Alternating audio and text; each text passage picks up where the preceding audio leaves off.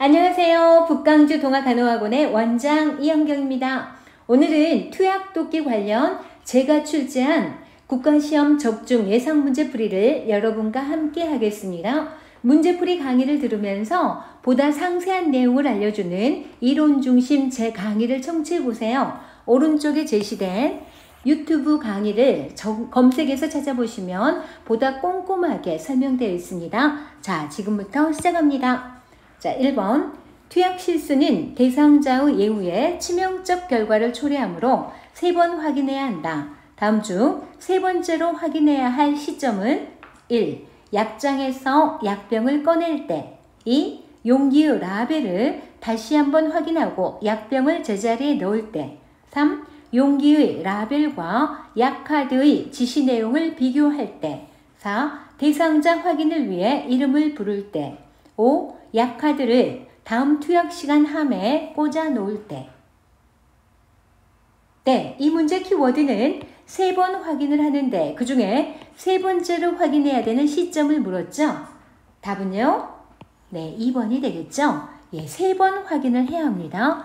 그런데 첫 번째로 확인하는 거는 약병을 꺼낼 때, 약장에서 약병을 꺼낼 때 첫 번째로 확인하고요. 두 번째는 꺼낸 그 약의 라벨과 약카드에 지시된 내용을 서로 비교하면서 두 번째로 확인합니다. 약을 준비할 때라고 볼 수 있죠. 세 번째, 다시 한번 라벨을 확인하고요. 약병을 제자리에 넣을 때 그때 한 번 더 확인합니다. 이렇게 3번 확인하는 건데 문제에서는 세 번째 확인해야 되는 시점을 물었으니까 답은 2번이 되죠.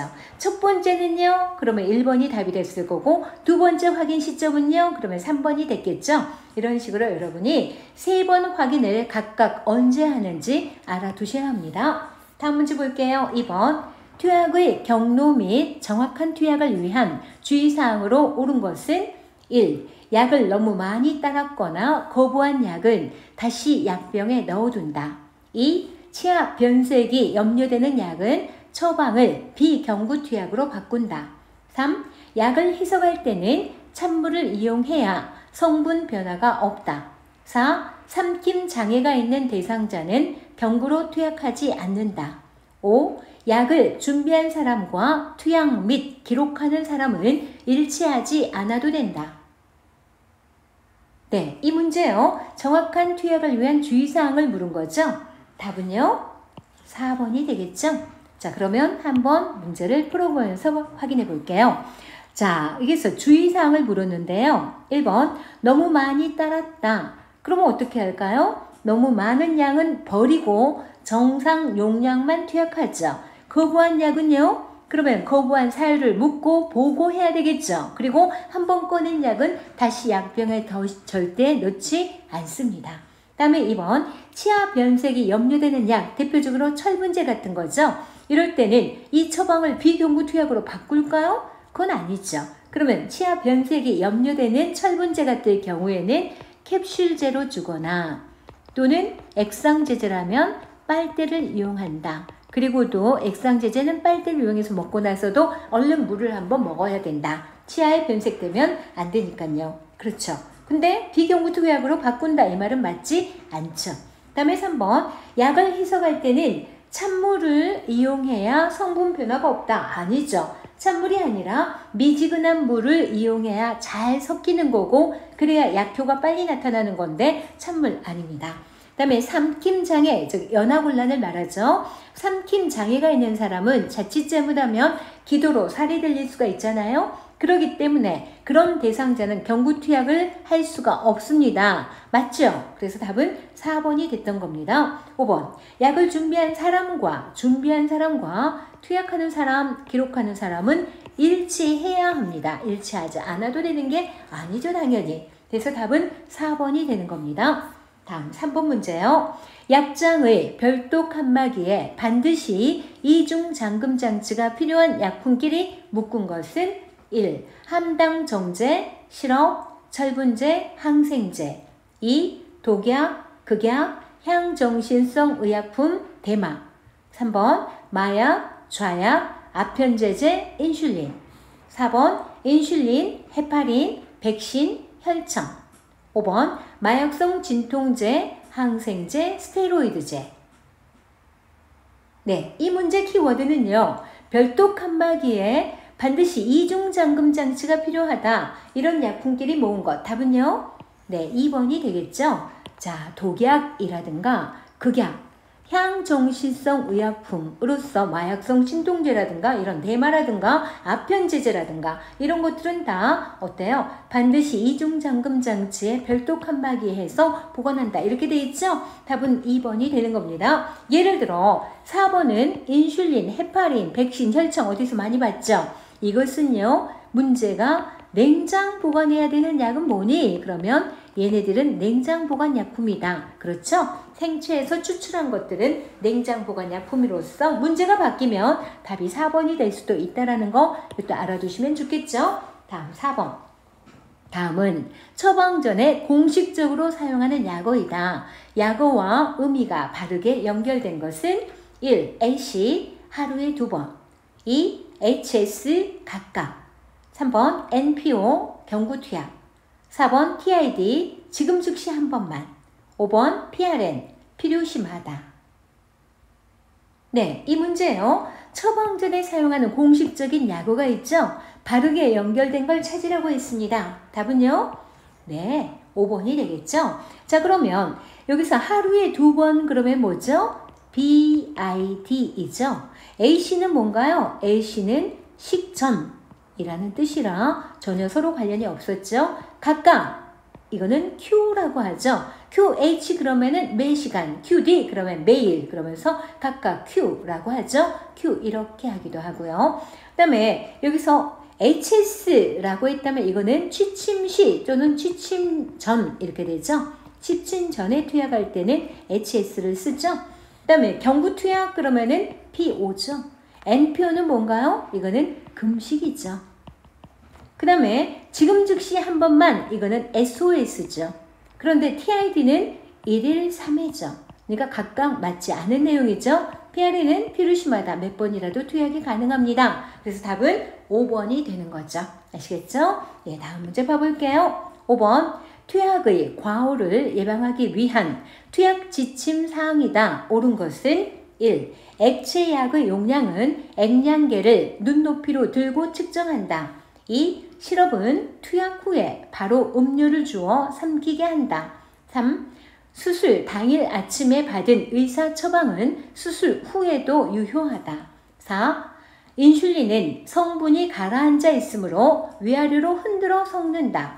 5. 강심제는 투약 전에 맥박을 확인하여 빈맥 환자는 투약을 금한다.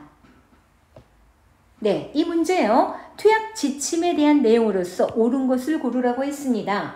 답은 몇 번인가요? 네, 1번이죠. 맞아요. 액체양의 경우에 액량계를 눈높이로 들고 측정해야 돼요. 눈높이보다 좀 더 높거나 낮으면 정확한 약을 측정할 수 없기 때문에 당연히 답은 1번이 되겠죠. 2번은 뭐가 잘못됐을까요? 시럽은 투약 후 바로 음료를 준다가 아니라 시럽은 대부분 국소적 효과를 위해서 쓰고 있기 때문에 음료를 주지 않고 일정 시간을 좀 있어줘야 돼요. 그래서 국소 효과를 위해서 물을 먹지 않는다라고 기억하셔야 되죠. 그 다음에 수술 당일 아침에 받은 의사 처방이 수술 후에는 유효하지 않습니다. 수술 전까지만 유효하고요. 수술 후에는 다시 새롭게 처방을 받아야 되기 때문에 수술 후에도 유효하다. 이 말은 잘못된 거죠. 다음 4번. 인슐린은 성분이 가라앉은 건 맞아요. 근데 위아래로 세게 흔들면 이게 기포가 생기기 때문에 용량 계층이 안 되죠. 그래서 어떻게 하죠? 두 손바닥 사이에 넣고 굴린다. 그렇게 하죠. 손바닥 사이에 넣고 굴린다. 이렇게 표현이 돼야지 세게 위아래로 흔든다. 아닙니다.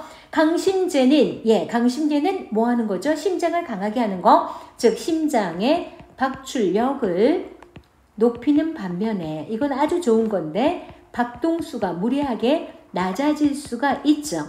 박동수는 이코르 맥박수이죠. 그래서 맥박수가 무리하게 낮아질 수 있다. 이 점을 감안할 때 고로 너무 맥박이 느린 서맥 환자는 투약하면 안 되죠. 서맥 환자는 금지라는 걸 기억하셔야 됩니다.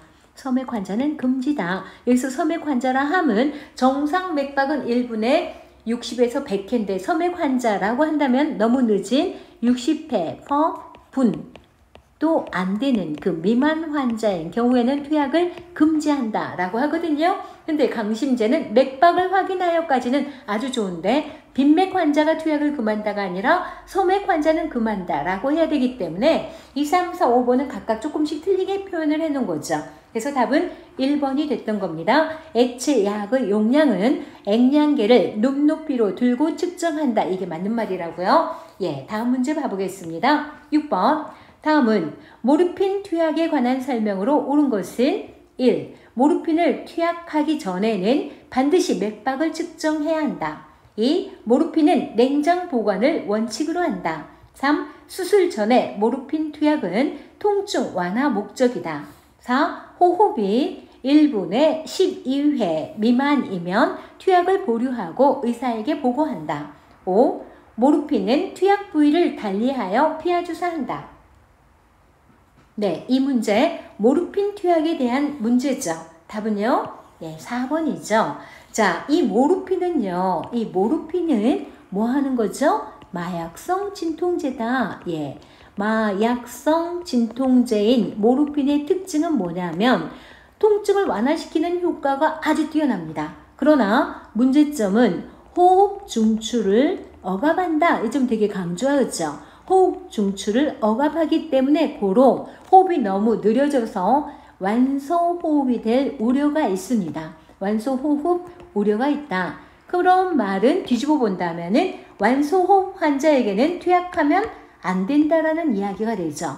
완소호흡 환자는 투약을 금한다 라고 알아둬야 되고 호흡의 정상 횟수는 1분에 12에서 20회인데 자 4번이 맞는 이유는 12회도 안 된다. 그러면은 너무 호흡이 느린 거잖아요. 그러면 투약을 보류하고 의사에게 보고한다. 이게 답인 거죠.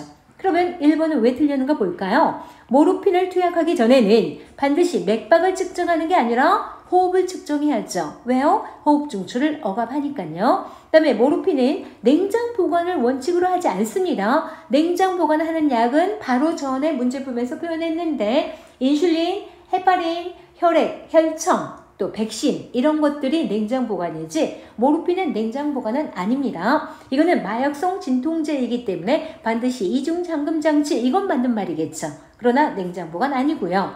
그 다음에 수술 전 여기 조금 포인트 하나 잡아볼게요. 수술 전에 모르핀을 투약하는 거는 통증 완화 목적이 아닙니다. 이 모르핀을 수술 후에 쓴다면은 당연히 통증 완화 목적인데 수술 전에 모르핀은요. 이거는 전 마취제로 사용이 되어집니다. 전 마취제, 마취하기 전에 사용함으로써 불안감을 완화시키죠. 불안감을 완화시키고요. 마취 유도가 좀 빨라지게 하는 그런 효과로 쓰는 거예요. 수술 전이기 때문에. 그래서 수술 전에 모르핀 투약은 통증 완화 목적이다. 이 말은 틀린 말입니다. 바르게 고친다면 수술 후에 모르핀 투약은 그럼 통증 완화 목적이다. 이렇게 해야 되고요. 수술 전에 모르핀 투약은 불안감을 완화시키고 전 마취 목적으로 사용한다. 그래야 맞는 말이죠. 다음에 4번은 답이었고요. 5번 모르핀은 투약 부위를 달리하여 피하주사한다. 어디서 많이 들은 것 같죠? 이거는 모르핀이 아니라 뭐죠? 인슐린이 그렇죠? 인슐린은 투약 부위를 달리하여 피하주사한다. 이렇게 표현을 해야 합니다. 다시요. 모르핀 투약에 대한 설명으로 옳은 것. 호흡이 1분에 12회 미만이면 투약을 보류하고 의사에게 보고한다. 이게 답인 거죠. 다음 문제 봐보겠습니다. 7번 약물의 특성을 잘 알고 투약 지침을 지켜야 하는데 다음 내용 중 옳은 것은 1. 항생제는 첫 번째 투약 전 피부 반응 검사하여 음성일 때 투약한다. 2. 기름 종류 약을 경구 투약할 때는 따뜻하게 해서 준다. 3. 맛이 나쁘거나 불쾌한 약은 미지근한 물에 희석하여 마시게 한다. 4번 NPO 중인 환자일지라도 경구 투약은 허용된다. 5번 투약을 거부하면 기록지에 기록하고 보고는 하지 않아도 된다. 네, 이 문제요. 투약 지침에서 지켜야 할 내용을 문제로 다룬 거죠. 답은 당연히 1번이 되겠죠. 맞아요.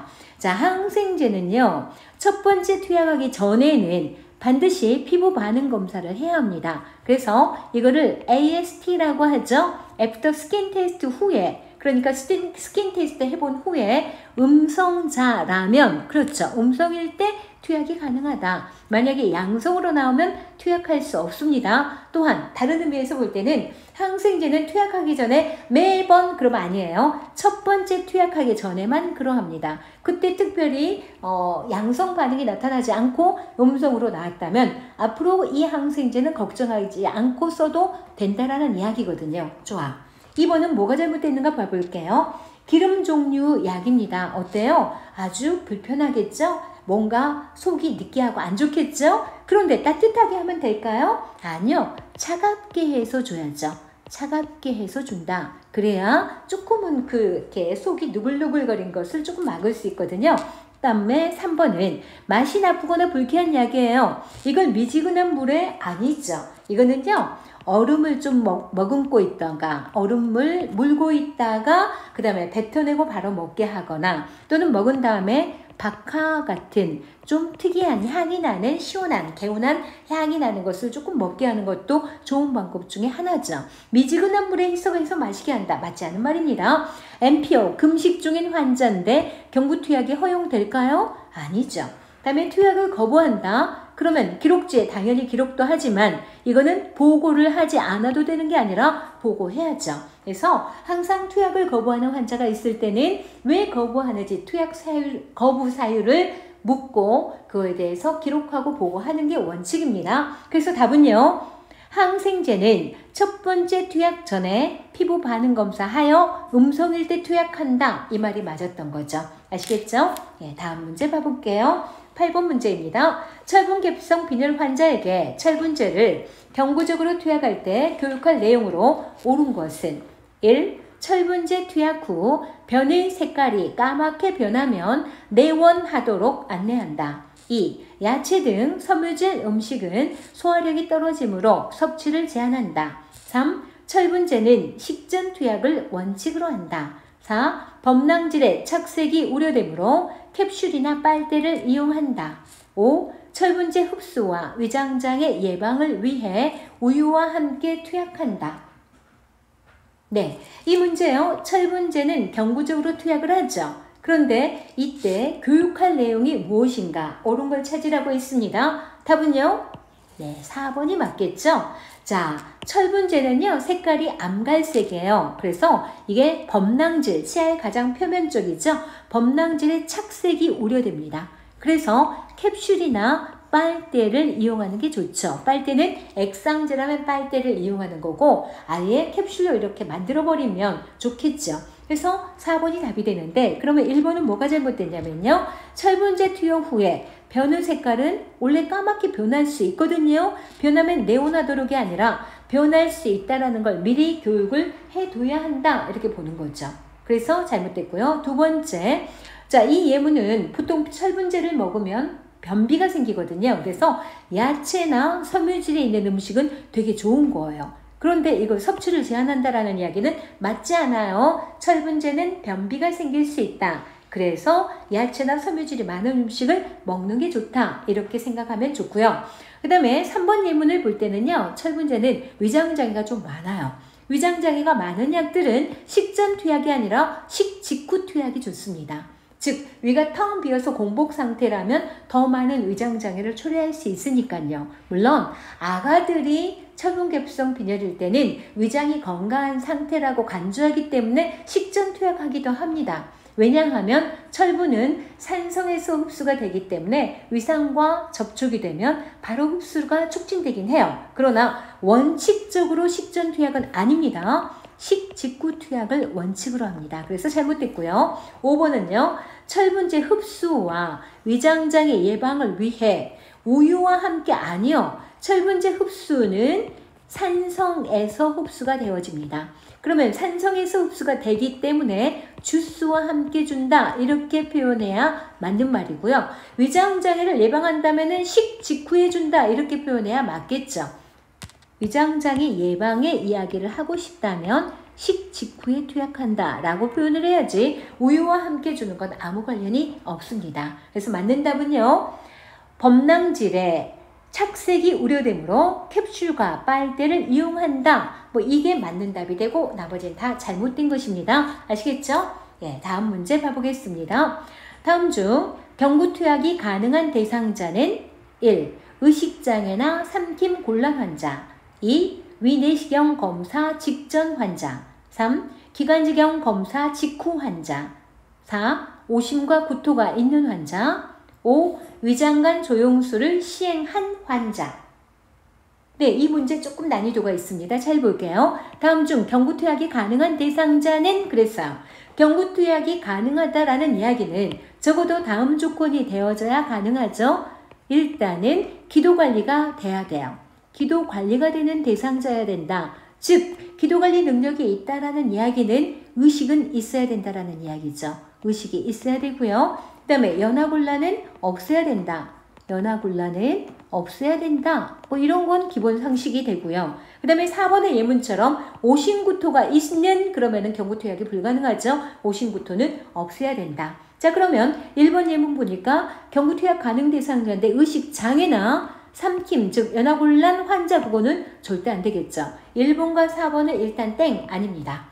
그러면 이제 2번, 3번, 5번에는 검사와 관련된 내용들이 나와 있죠. 자, 그래서 한번 같이 옆에 있는 그림을 봐볼게요. 자, 위내시경 검사를 하려고 합니다. 그러면은 이렇게 들어가서요. 위까지 이렇게 관이 들어가서 위내시경 검사를 할 겁니다. 위내시경 검사를 할 거예요. 그런가 하면 기관지경 검사를 하려고 합니다. 똑같이 입으로 들어가지만 목을 잔뜩 뒤로 신전시켜서 기도를 타고 들어가서 기관지경 검사를 하죠. 기관지경 검사를 합니다. 그러면 이때 우억 반응이 매우 심각하게 나타나겠죠. 그래서 여기를 마취시킵니다.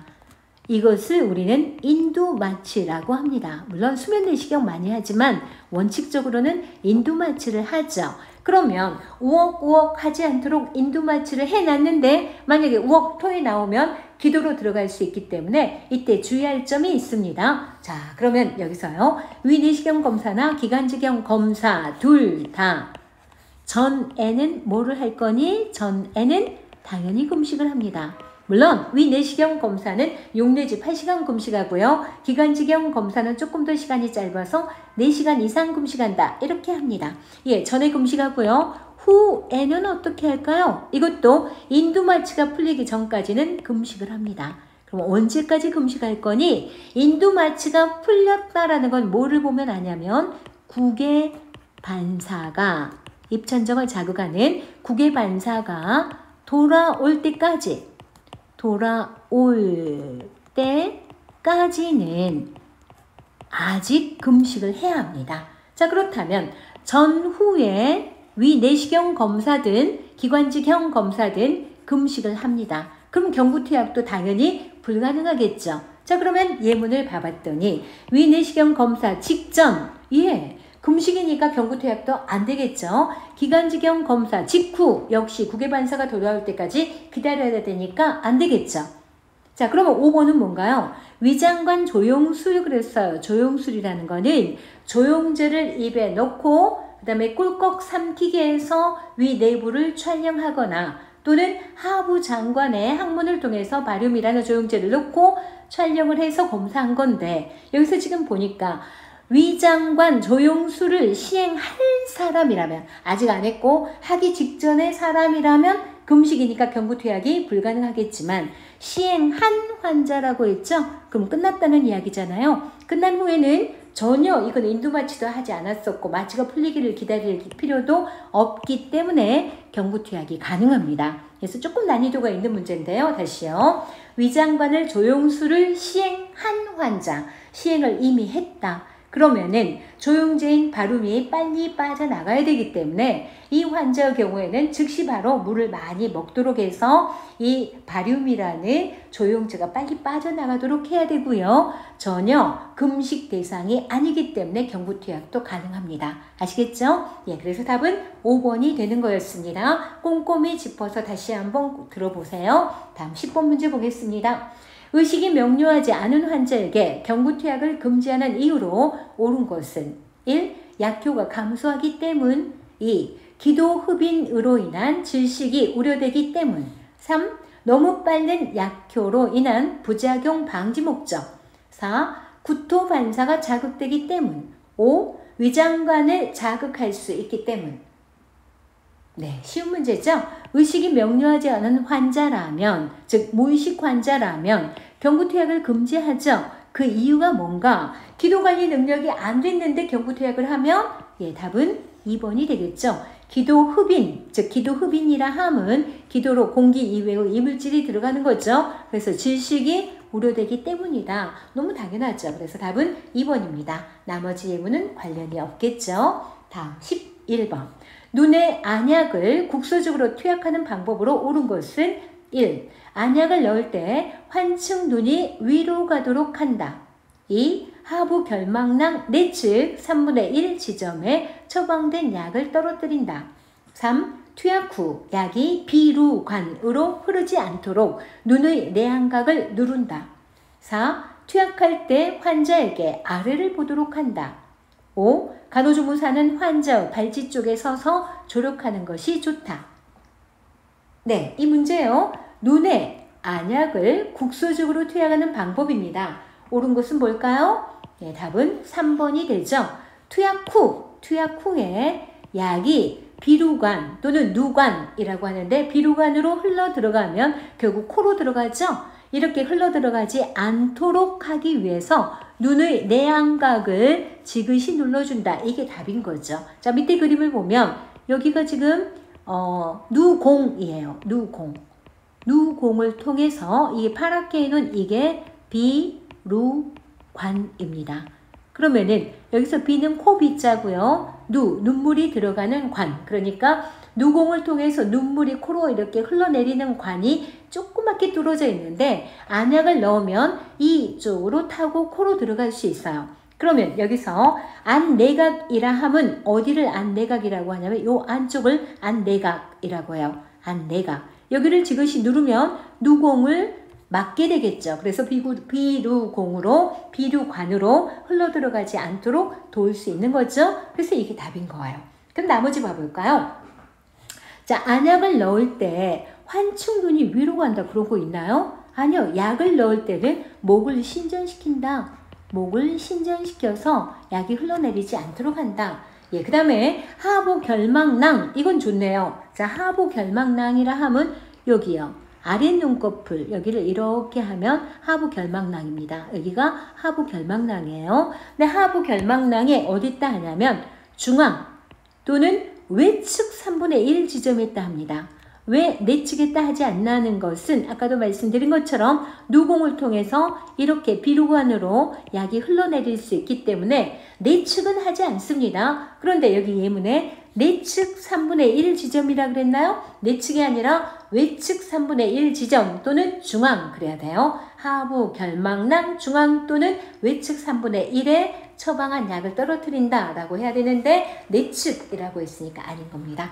4번은 투약할 때 환자에게 아래를 보도록이 아니라 이 그림을 보니까 어때요? 위를 보고 있죠? 그래야지 아래쪽에다가 약을 넣을 건데 동공이 그쪽으로 가면 좀 불편감이 있죠. 그래서 위를 보도록 합니다. 그렇게 하기 위해서 간호조무사는 환자 발치 쪽에 서는 것이 아니라 머리 쪽에 서는 것이 더 좋은 방법입니다. 그래서 여기서 지금 맞게 나온 거는 3번만 맞았습니다. 투약 후 약이 비루관으로 흐르지 않도록 눈의 내안각을 누른다. 이게 답인 거죠. 다음 12번 문제 봐보겠습니다. 눈에 약물이 튀어 안구 세척을 하는 방법으로 옳은 것은 1. 세척 용액은 주로 생리식염수를 사용한다. 2. 환층 눈이 위로 가도록 머리 방향을 돌린다. 3. 안 외곽에서 안 내각으로 세척액이 흐르게 한다. 4. 세척 효과를 위해 세척액은 차갑게 준비한다. 5. 안구 세척 후 일정 시간 누워있게 한다. 자, 이 문제 키워드는요. 안구 세척하는 방법을 물었죠. 답은요. 1번 세척 용액은 생리식염수를 사용한다. 이게 답이죠. 그러면 나머지가 왜 틀렸는가 꼼꼼히 보죠. 일단 여러분 하나 알아둘 거는요. 어디를 세척하든 세척할 때 가장 좋은 용액은 0.9% 생리식염수를 가장 많이 쓰고 있죠. 우리 몸의 체액과 가장 동일하게 만들어 놓은 게 생리식염수이기 때문이죠. 위세척이나 장세척이나 귀세척이나 눈세척 모두 다 생리식염수를 사용합니다. 2번, 환축눈이 위로 가도록 머리 방향을 돌린다가 아니라 아래로 가도록 한다. 자, 밑에 그림을 좀 봐볼게요. 지금 이렇게 사람을 이렇게 그려놨어요.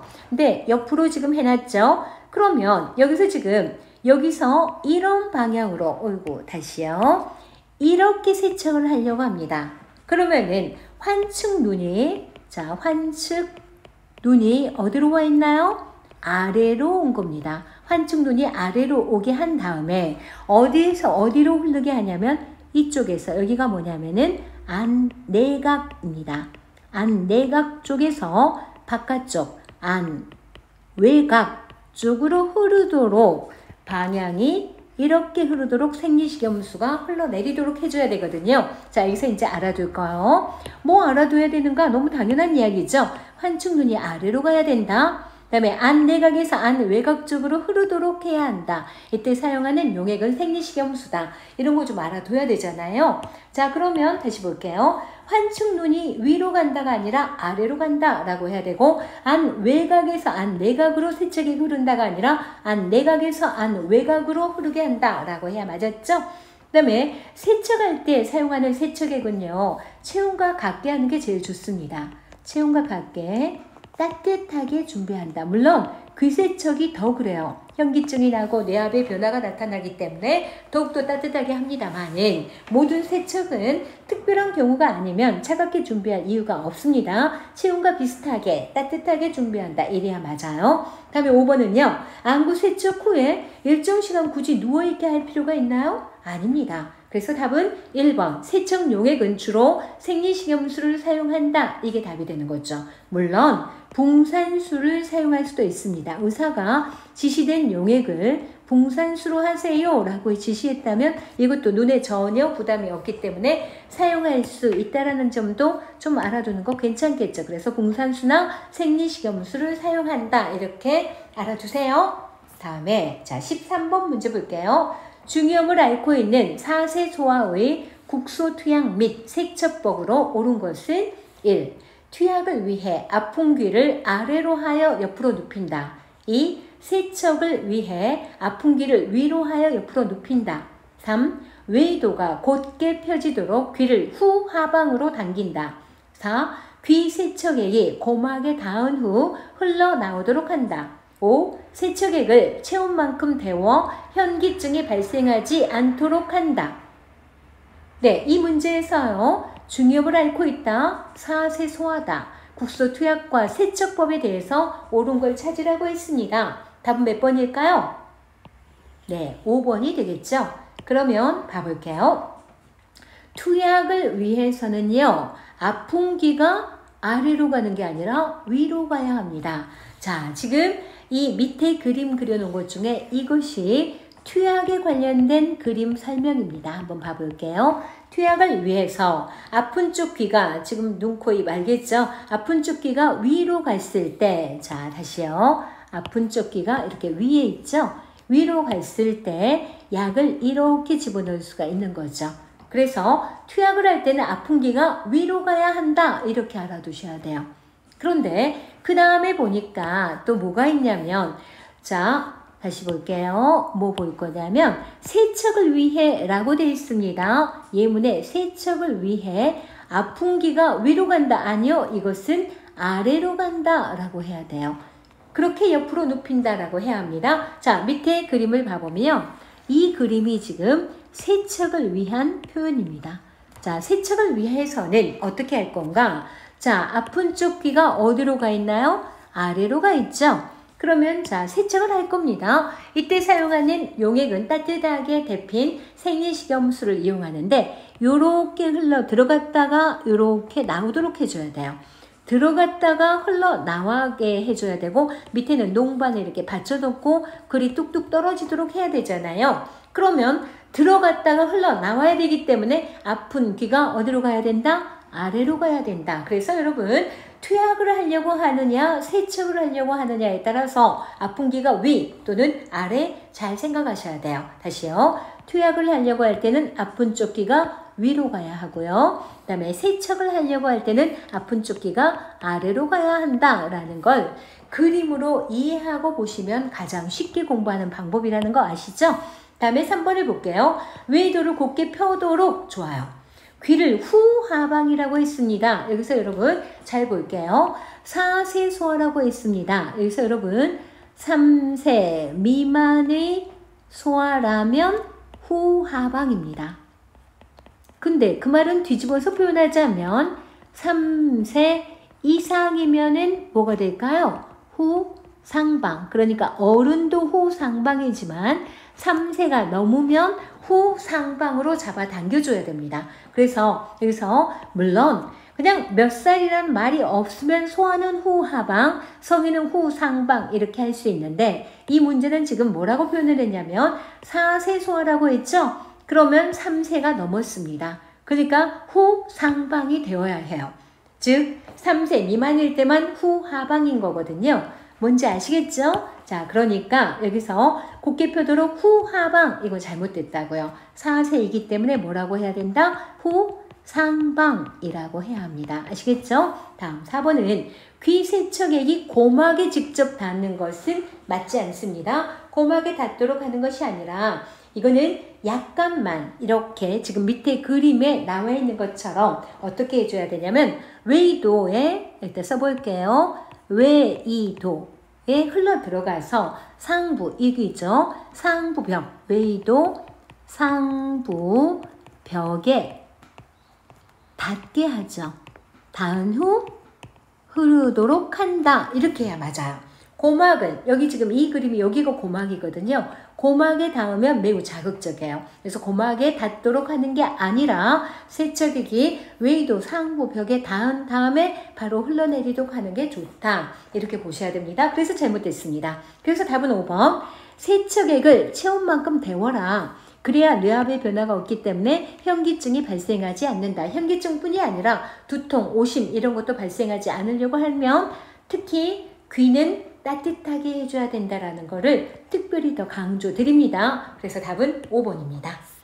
다음 14번 문제 볼게요. 코에 국소 투약 대상자에게 투약법을 재교육해야 할 상황은 1. 투약 전에 코를 몇 번 풀어 코 안을 깨끗하게 한다. 2. 분무약을 넣을 때 한쪽 콧구멍을 막고 들이마시면서 분무한다. 3. 사골과 상비각계 중앙을 향해 약물을 주입한다. 4. 투약 중 약이 목으로 흘러내려 쓴맛이 느껴지면 삼킨다. 5. 약물이 비강접으로 떨어지면 입으로 숨을 쉰다. 네, 이 문제 키워드는요. 코에 국소적 투약을 하려고 하는데 투약법을 재교육해야 된다라는 이야기는 어떤 상황이냐면요. 투약이 잘못되고 있으니까 재교육을 해야 되겠다. 잘못된 거를 찾으라는 이야기입니다. 그래서 답은요. 네, 4번이 되는 겁니다. 볼게요. 자, 재교육해야 된다. 이것은 잘못하고 있기 때문에 바로 잡아줘야 된다. 이걸 찾으라는 이야기예요. 바르지 않은 걸 고르라는 이야기가 되는 거죠.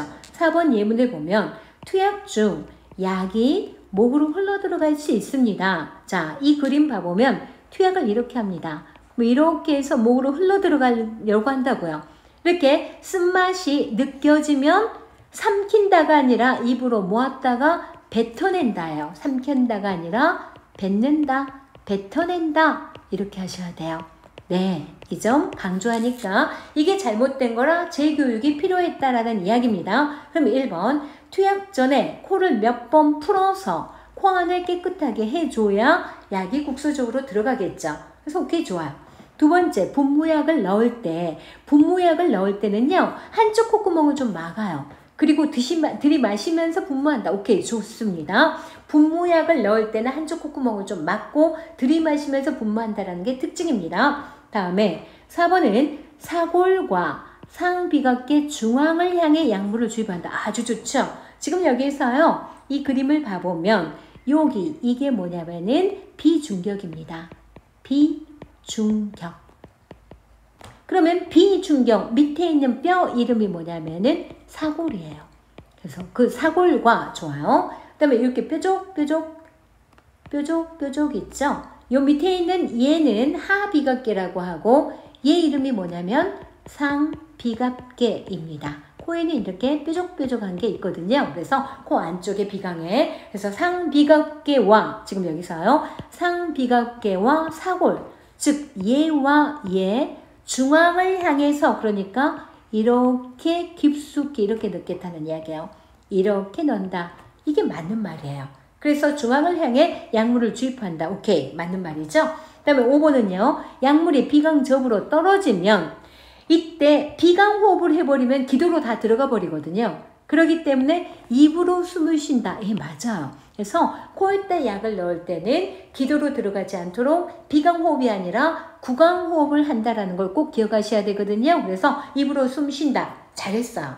그러면 여기서 지금 잘못된 게 뭐냐라는 이야기. 그러니까 재교육을 했을 거다. 답은 투약 중 약이 목으로 흘러내려 쓴맛이 느껴지면 삼킨다. 이게 잘못된 거죠. 삼킨다가 아니라 입에 모아서 뱉어낸다 라고 해야 됐던 거죠. 그래서 답은 4번이었습니다. 이 문제 되게 좋죠. 예, 다음 문제 봐보겠습니다. 자, 질에 좌약을 넣는 대상자에 대한 간호로 옳은 것은 1. 대상자의 자세는 심지체의가 좋다. 2. 질후원계에 약물 투약을 위해 약물 흡수를 위해 상체를 약간 높여준다. 3. 좌약 삽입 시 변의가 느껴진다는 것과 최대한 참아야 함을 교육한다. 4. 좌약 삽입 전에 소변을 보도록 하여 방광을 비운다. 5. 좌약 삽입 후 5분간 침대에 그대로 누워있도록 한다. 네, 이 문제는요. 질에 좌약을 삽입하려고 합니다. 근데 그 대상자 간호로 옳은 것을 찾으라고 했습니다. 답은요. 네, 4번이 됩니다. 이것도 꽤 좋은 문제네요. 자, 질에 좌약을 삽입할 때 간호인데요. 이때 자세는 심지체의가 아니에요. 심지체의는 항문이 도드라지게 하는 관장이나 직장 체온 측정할 때의 자세고요. 질에 좌약을 넣을 때는 배, 횡, 와, 위나 또는 절석, 위. 이론 중심 이 강의들에 꼼꼼히 넣어놨습니다만은 자, 이런 체의를 취해줍니다. 다음에 질후원계 약물을 자, 여기가 질후원계예요. 지금 이 부분이 다 질이거든요. 그 중에 질후원계라 함은 어디냐면 요 부분요. 여기에다가 약을 집어넣겠다라는 이야기예요. 그러면 여기에 약의 흡수를 위해까지는 좋은데 상체를 높여준다가 아니고 예, 둔부를 높여준다라고 해야 돼요. 지금 이 그림을 보면 제가 그림의 일부만 그려놨지만 코가 있고 얼굴이 있겠죠.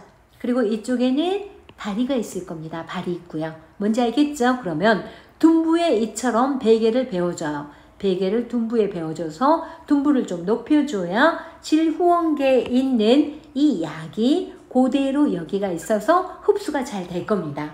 그래서 여기서 상체를 약간 높여준다가 아니라 둔부를 약간 높여준다. 그래서 둔부에 베개를 괴어준다. 이렇게 해야 맞거든요. 아시겠죠? 다음에 좌약 삽입 시 변의가 느껴진다? 이거는요. 어디다 좌약을 삽입했을 때 변의가 느껴지냐면 직장에 좌약을 삽입했을 때 변의가 느껴집니다. 그럴 때 바로 변을 볼 게 아니라 최대한 참았다가 교육해라 이렇게 표현하는 거거든요. 그러니까 3번 내용에 변의가 느껴지면 참았다가 뭐 보도록 해라. 이거는요. 직장에 좌약을 삽입할 때입니다. 즉 질의 좌약과는 관련이 없다라는 이야기죠.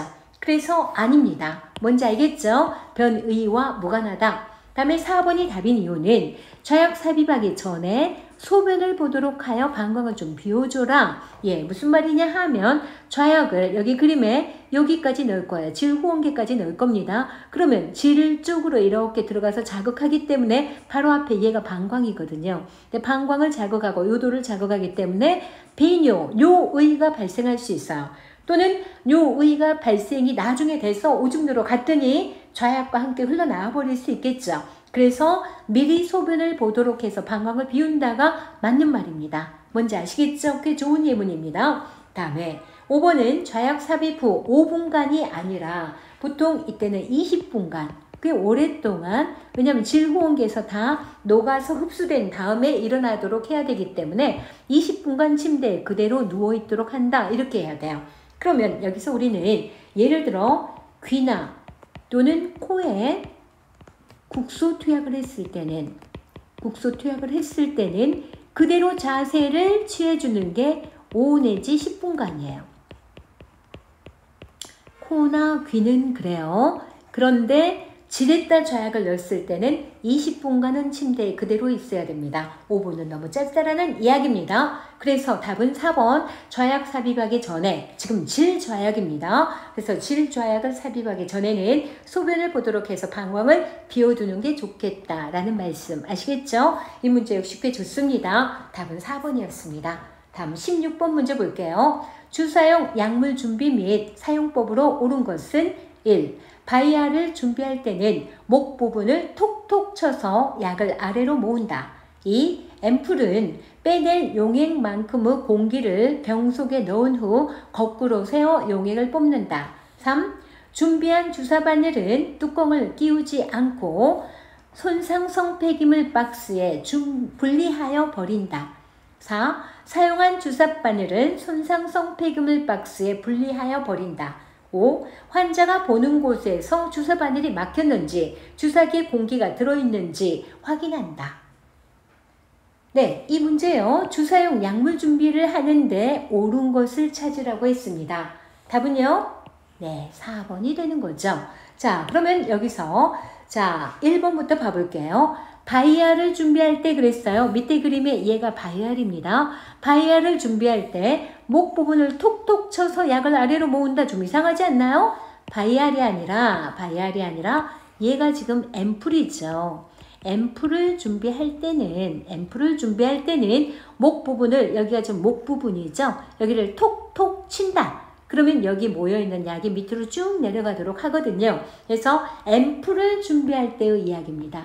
바이알을 준비할 때가 아니라 앰플을 준비할 때입니다. 다음에 2번은 앰플은 빼낼 용액만큼의 공기를 병 속에 넣은 후 이것도 좀 이상하죠? 앰플이 아니라 이것은 바이알입니다.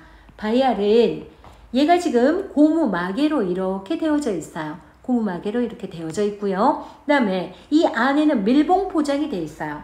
여기다가 주사기를 이렇게 넣어서 넣어가지고 예를 들어 이 cc를 뽑으려고 한다. 그러면 이 cc 공기를 억지로 밀어넣어요.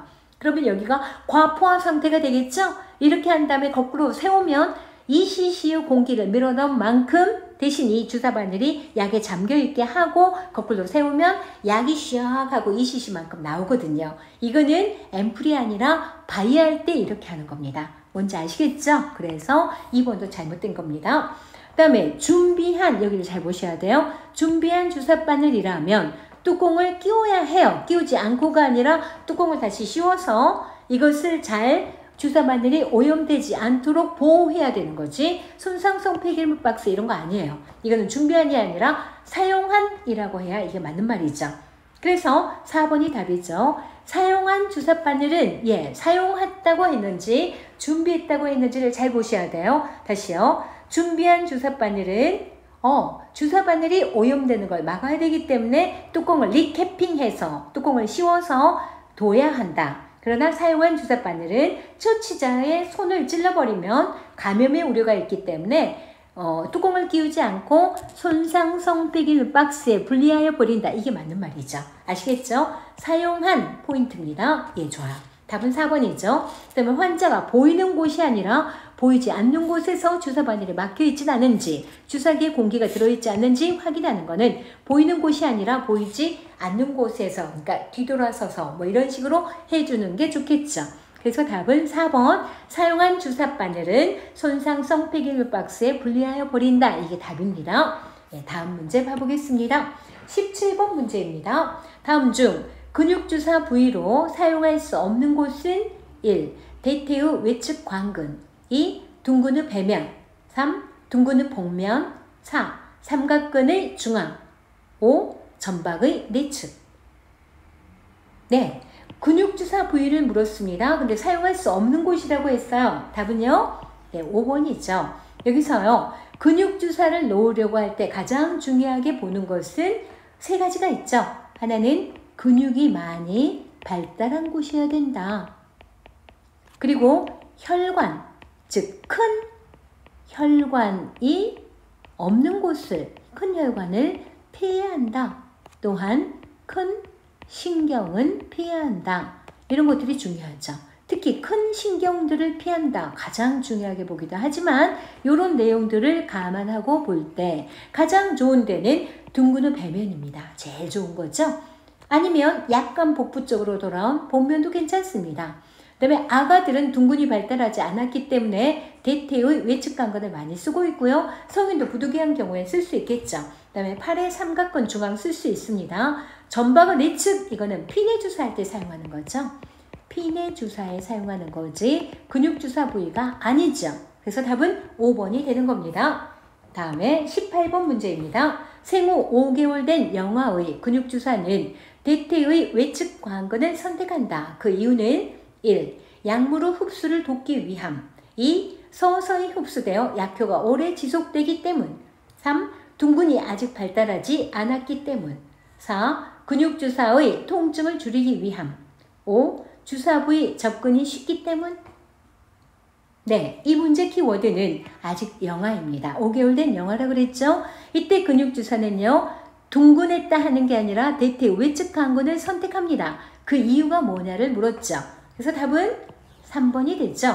아가들은 아직 걷지 못하기 때문에 걸어야 둥근이 발달하고 근육량이 커집니다. 그런데 둥근이 아직 발달하지 않았기 때문에 근육주사를 대퇴 외측 관근을 선택하는 게 보다 현명하다라는 이야기로서 답은 3번이 되는 겁니다. 아시겠죠? 다음 19번 문제 볼게요. 다음 중 피하주사와 관련한 내용으로 옳은 것은 1. 항생제 주사 전 피부 반응 검사는 원액을 희석하지 않고 사용한다. 2. 치료보다는 질병 진단 및 항생제 과민 반응 검사에 이용한다. 3. 약물의 흡수가 가장 느리므로 인슐린 주사에 주로 이용한다. 4. 피내 주사는 주사바늘을 45도로 삽입한다. 5. 주사바늘 삽입 후 내관을 약간 뒤로 당겨 본다. 네, 이 문제 키워드는 피내 주사죠. 옳은 것. 답은 몇 번일까요? 네, 2번. 치료보다는 질병의 진단 및 항생제 과민 반응 검사에 이용한다. 이게 답이죠. 자, 그러면 1번은 뭐가 잘못됐냐면요. 항생제 투약 전에 피내 주사 하죠. 피부 반응 검사를 합니다. 그런데 원액을 희석하지 않고가 아니라 원액이 아니라 100분의 1로 희석을 하는 거예요. 원액 0.1cc에 생리식염수나 증류수를 희석해서 1cc를 만든 다음에 다시 0.9 버리고 0.1 했다가 다시 증류수 또는 생리식염수를 희석해서 그거 가지고 투약을 하거든요. 그러니까 이때는 원액이 아니라 많이 희석해서 사용하는 겁니다. 그래서 잘못됐고요. 이거는 치료 효과는 없습니다. 피내 주사는. 그래서 치료보다는 좋아요. 진단이나 항생제 과민 반응이 있는가 없는가 검사. 그래서 진단 검사 또는 BCG 예방접종 같은 예방 목적으로 사용한다. 이게 답이지. 예, 치료 목적으로 사용하는 건 아니다. 그래서 이게 좋은 말이죠. 치료보다는 질병의 진단 및 항생제 과민 반응 검사에 이용한다. 오케이. 그래서 답은 2번입니다. 그럼 3번. 약의 흡수가 가장 느림으로 인슐린 주사요. 인슐린 주사는 피하 주사를 하죠. 그래서 관련이 없는 이야기고요. 피내 주사는 주사바늘이 45도가 아니라 15도 각도로 거의 완전 눕혀서 포를 뜨듯이 하는 거죠. 그 다음에 주사바늘 삽입 후 내관을 당겨본다? 아니요. 내관을 약간 뒤로 당겨보는 것은 뭐가 그러냐면 근육주사나 또는 피하주사가 그렇죠. 그래서 내관을 당겨봐서 피가 나온다면 혈관에 이렇게 바늘이 들어갔다라고 보기 때문에 빼서 다시 놔야 되기 때문에 그런 건데 피내 주사는 그게 아닙니다. 근육 주사나 피하 주사의 경우에만 내관을 뒤로 당겨보는 거죠. 피내 주사 맞는 말은 치료보다는 질병의 진단 및 항생제 과민 반응 검사에 이용한다. 이게 답이죠. 다음 20번 문제 보겠습니다. 왼팔에 수액을 맞고 있는 환자에게 상의를 갈아입히는 방법이 옳은 것은 1. 환의를 벗길 때 오른팔 왼팔 순서로 벗긴다. 2. 환희를 입힐 때는 오른팔을 먼저 입힌다. 3. 수액의 조절기를 잠그고 환희를 갈아입힌다. 4. 수액을 왼팔보다 아래에 두어 역류되지 않게 한다. 5. 수액병과 수액 세트를 분리한 후 환희를 갈아입힌다. 네, 이 문제 왼팔에 수액을 맡고 있습니다. 상의를 갈아입히는 방법입니다. 자, 그러면 어때요? 입힐 때는 뭐부터 하죠? 이런 문제가 나올 때는요. 자, 입힐 때 그러면은 불편한 쪽부터 입힌다. 불편한 수액이 꽂아져 있는 왼팔 그리고 오른팔 이렇게 입힌다. 그 다음에 벗길 때는 어떻게 있었죠? 벗길 때는 불편한 쪽을 마지막으로 벗긴다. 그러니까 수액이 있는 왼팔은 마지막에 벗겨야 되니까 오른팔 벗기고 그 다음에 왼팔 벗긴다. 이렇게 먼저 생각을 해보고 예문을 접근하는 게 좋습니다. 그래서 답은요. 몇 번인가요? 1번이 되죠. 볼게요. 벗길 때입니다. 벗길 때는 전혀 불편하지 않은 쪽부터 벗기고 그러니까 수액이 없는 오른팔부터 벗기고 그 다음에 왼팔을 벗긴다. 이게 답인 거죠. 2번은요. 입힐 때 그랬습니다. 입힐 때는 수액이 꽂아진 쪽 왼팔부터 입혀야 되는데 오른팔 입힌다 그랬으니까 잘못됐죠. 조절기를 잠그지 않습니다. 수액이 들어가는 속도를 유지하면서 갈아입히고요. 4번은 그 수액이 꽂아있는 왼팔보다 아래에 수액을 둘까요? 아래가 아니라 위에 두어야 역류되지 않겠죠. 그건 너무나 당연한 이야기고요. 그 다음에 수액병과 수액 세트를 분리하면 될까요? 아니요, 분리하지 않습니다. 그래서 이 문제를 풀 때는 항상 먼저 생각을 해보라고요. 입힐 때는 불편한 쪽부터 입힌다. 그래서 왼팔, 오른팔, 왼팔의 수액이니까요. 벗길 때는 왼팔, 즉 불편한 쪽을 가장 마지막으로 벗긴다. 그러니까 오른팔 다음에 왼팔이다. 그래서 예문 1번에 벗길 때는 오른팔 다음에 왼팔 순서로 벗긴다. 이게 답이었던 거죠. 뭔지 알겠죠? 여기까지 해서 제가 제시한 적중 예상 문제 풀이를 해봤습니다. 수고 많이 하셨고요. 문제를 풀면서 문제 키워드 핵심을 정확히 찾아서 요구하는 답을 찾아내는 거 연습 많이 하세요. 수고 많이 하셨고요. 제 강의가 여러분 공부에 도움이 된다면 구독, 좋아요, 알림 설정 부탁드립니다. 감사합니다.